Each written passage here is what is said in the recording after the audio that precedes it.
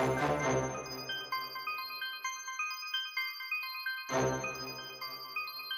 think the key for us right now is to make sure that our guys understand that every time they step on the field, there's a conflict that's going to take place. Somebody's going to win the game, somebody's going to lose the game.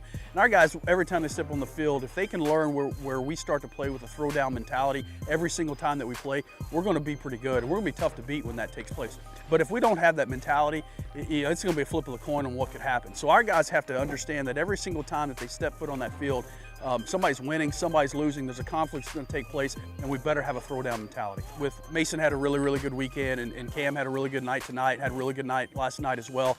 We've got to get those guys going. And when both of them get going, the other guys seem to get going as well, and we're able to put up double-digit runs the last 2 nights and be able to get 2 run rules as well.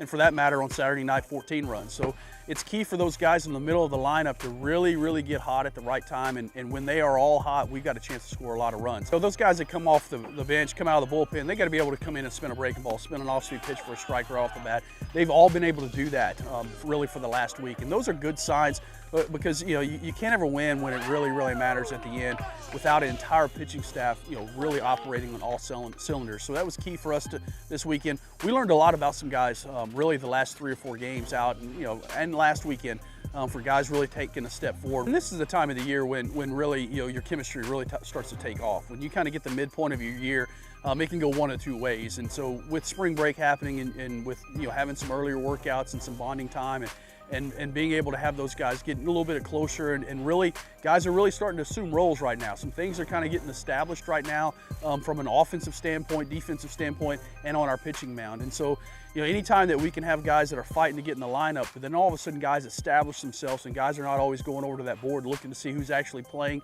They know who's going to play. You assume roles, everything falls into place, and everybody starts to operate on all cylinders.